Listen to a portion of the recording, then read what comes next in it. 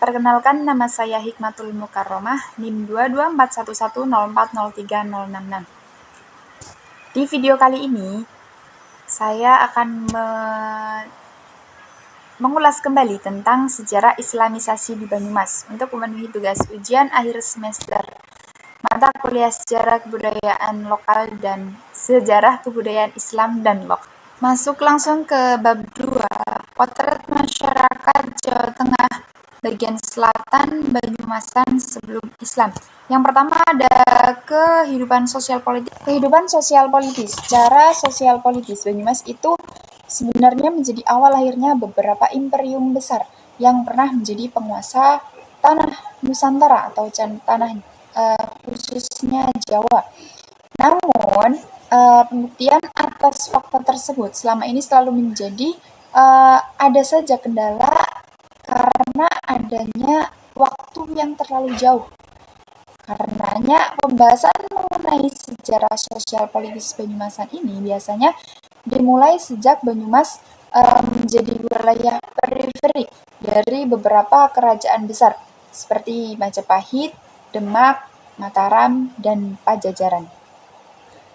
Dalam posisi hanya sebagai sebuah wilayah kabupaten saja yang berada dalam kekuasaan kerajaan, tidak banyak peran yang dimainkan selain menjalankan kebijakan dari pemerintah oleh pegunungan di sepanjang utara hingga selatan. Hal itu semakin menjadikan Banyumas tidak strategis untuk menjadi pusat kegiatan sosial politik. Padahal dari sisi potensi ekonomi yang bisa dihasilkan, Banyumas adalah daerah yang sangat subur sehingga mampu menghasilkan banyak produk perkebunan dan juga pertanian. Tidak dijadikannya Banyumas sebagai pusat pemerintahan kerajaan, kondisi geografis serta alamnya yang berupa bebatuan, sungai-sungai besar yang mengitari, justru Banyumas menjadi wilayah yang memiliki struktur sosial mandiri dan unik jika dibandingkan dengan struktur sosial di daerah lain. Bahkan struktur sosial masyarakat Banyumas itu tergambar dalam sosok bawor atau cerita pewayangan, yakni yang memiliki sifat sabar lan nrimo, berjiwa kesatria, cablaka, cancudan. Itu memiliki makna tersendiri. Sabar lan nrimo itu sabar dan menerima apa adanya dalam kehidupan keseharian. Yang kedua ada jujur dan juga berkepribadian baik serta toleran. Cancudan, rajin dan cekatan. Yang keempat adalah cablaka, lugas dan terbuka tanpa adanya aling-aling. Yang kedua ada kehidupan ekonomi masyarakat. Dari sisi kondisi alam, daratan di Pulau Jawa dikenal dengan kesuburan tanah dan curah hujannya yang tinggi. Nah, faktor alam inilah yang membuat Jawa mampu mengembangkan budidaya pertanian lahan basah dengan ekspedisi hasil pertanian yang unik antara satu daerah dengan daerah yang lain. Belum tersedianya sarana penghubung yang memadai pada masa itu menyebabkan masyarakat hanya mengandalkan kondisi cuaca dalam hal ekspedisi hasil pertanian atau perkebunan. Ketika cuaca hujan lebat dan sungai-sungai menjadi deras alirannya, maka jelas menghambat distribusi hasil panen masyarakat yang juga berdampak pada tingkat pendapatan. Pola perekonomian masyarakat Jawa sedikit mengalami perkembangan ketika memasuki abad keempat, di mana kerajaan-kerajaan besar di Jawa mulai membuka jalur perdagangan dengan negara-negara lain di kawasan Asia, seperti India dan juga China. Memasuki bab yang keempat, Islam di Jawa Tengah bagian selatan dewasa ini. Yang pertama ada kebangkitan Islam Puritan. Banyak terdapat klaim kontradiktif yang dibuat atas nama Islam. Puritanisme bertujuan untuk mengajak umat Islam melalui implementasi kembali hukum syariah. Menurutnya, tradisi jurisprudensi klasik hanya dianggap sebagai cara berpikir yang menyesatkan. Dasar-dasar teologi Wahabi dibangun oleh seorang fanatik abad ke-18, yakni Muhammad ibn al-Wahhab. Dengan semangat Puritan beliau hendak membebaskan Islam dari sebuah perusakan yang diyakininya telah menggerogoti Islam. Tasawuf, tawasul, rasionalisme, ajaran Syiah, dan berbagai praktek inovasi bid'ah Wahabi. Berdasarkan pengamatan peneliti, terdapat dua organisasi keislaman yang Puritan. Yang pertama ada Majelis Tafsir Al-Quran atau MTA, dan yang kedua ada Al-Irsyad. Berkembangnya Majelis Tafsir Al-Quran di Banyumas, banyak bermunculan gerakan keagamaan.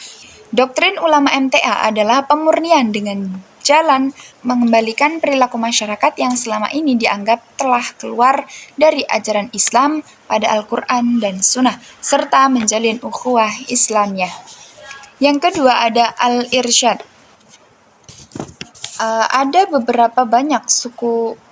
beberapa sudut pandang sebagai dasar analisis organisasi Al-Irsyad. Secara resmi, organisasi ini bertujuan untuk mengumpulkan dana meliharanya agar dapat digunakan untuk membiayai keperluan-keperluan yang Islam moderat dalam konteks keindonesiaan adalah Islam yang menyejukkan, bukan ekstrim atau radikal, anti terhadap kekerasan, atau tidak menempuh garis keras di dalam mengimplementasikan keberislamannya. Islam moderat ini ada beberapa karakteristik yang dapat ditandainya. Yang pertama, dalam berperilaku normal atau tawasud. Yang kedua, menghindari kekerasan. Yang ketiga, toleran terhadap perbedaan pendapat. Yang keempat, berpikir rasional berdasarkan wahyu. Dan yang terakhir, menggunakan ijtihad dalam menafsirkan apa yang tidak diketahui dan tidak tertulis dalam Al-Quran atau Sunnah. Islam moderat ini ada dua organisasi yang berkembang. Yang pertama, perkembangan NU atau Nahdlatul Ulama di Jawa Tengah bagian selatan. Nahdlatul Ulama mendasarkan pemahaman keagamaannya pada sumber ajaran Islam, yakni Al-Quran, hadis, ijma, dan juga qiyas. NU di wilayah Banyumas dan sekitarnya memiliki banyak lembaga pendidikan di bawah naungan lembaga pendidikan ma'arif, mulai dari RA, MI, MTS, ataupun MA, dan juga perguruan tinggi. Yang kedua ada perkembangan Muhammadiyah, organisasi di tren Islam moderat ini di Jawa Tengah bagian selatan. Secara umum, masyarakat Muslim Purwokerto dan Kabupaten Banyumas pertama kali mengenal adalah ketika Kiai Haji Ahmad Dahlan memberikan pengajian akbar di Masjid Agung Baitus Salam yang tempatnya berada di sebelah alun-alun Purwokerto.